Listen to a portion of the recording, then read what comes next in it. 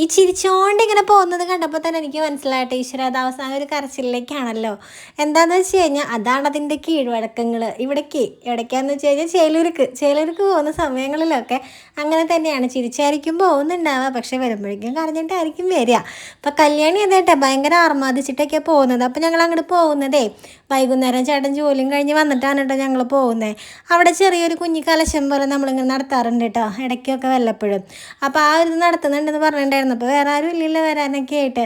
അപ്പോൾ ശ്രുതി വന്നിട്ടുണ്ടായി, ജാനിയും വന്നിട്ടുണ്ടായി, ഞങ്ങളും ചെന്നു കേട്ടോ. അപ്പോൾ കുറേ നാളൊന്നും ആയില്ല ഏട്ടാ നമ്മളിങ്ങനെ ചെയ്ത് തുടങ്ങിയിട്ട്. അവിടെ കുറച്ച് നാളായിട്ടുള്ള ഒരു ചെറിയ കൽവിളക്ക് വെച്ചിട്ടുണ്ട്. അപ്പോൾ അവിടെ ഇങ്ങനെ നമ്മൾ ചെറിയൊരു കലശം പോലെ ഇങ്ങനെ ചെയ്യാറുണ്ട് വല്ലപ്പോഴും ഒക്കെ, ഇങ്ങനെ വാവുകൾക്ക് അങ്ങനെയൊക്കെ ആയിട്ട്. അപ്പോൾ അത് ചെയ്യാണ്. അപ്പോൾ കണ്ണും കുട്ടീനെ നിർത്താൻ നോക്കിയപ്പോഴേ ആൾ കാല് ക്രോസ് ചെയ്തിട്ടൊക്കെയാണ് നിൽക്കുക. എന്നാലും അവനങ്ങനെ നിൽക്കുമ്പോൾ നമുക്കതൊരു സന്തോഷമാണ് കേട്ടോ.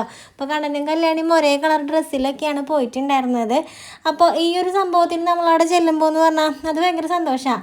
എല്ലാവരും കൂടെ കുറച്ച് നേരം ഉണ്ടാവുള്ളൂ. ആ കുറച്ച് നേരം ഉള്ളത് കൊണ്ടാണ് തോന്നുന്നു കൂടുതലാണ് സന്തോഷം.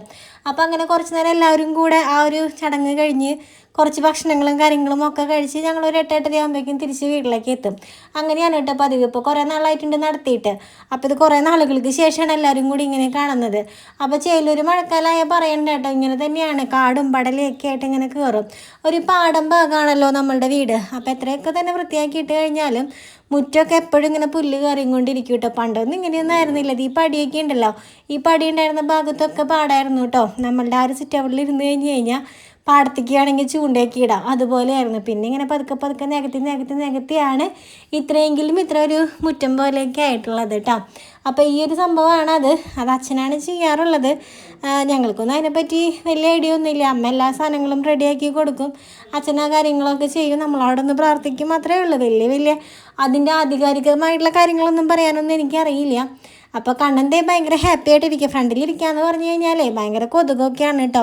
അതിപ്പോൾ അവിടെ നിന്നല്ല, എല്ലാവിടെയും അങ്ങനെയൊക്കെ തന്നെയാണല്ലോ. അപ്പോൾ ഈ ഒരു സാധനം കാണുമ്പോഴേ കണ്ണന് ഭയങ്കര ചിരിയാണ് കേട്ടോ. എന്താണെന്നറിയില്ല, ഭയങ്കര ചിരിയാണ് അത് കഴിച്ചു എന്നൊക്കെ പറയുമ്പോൾ.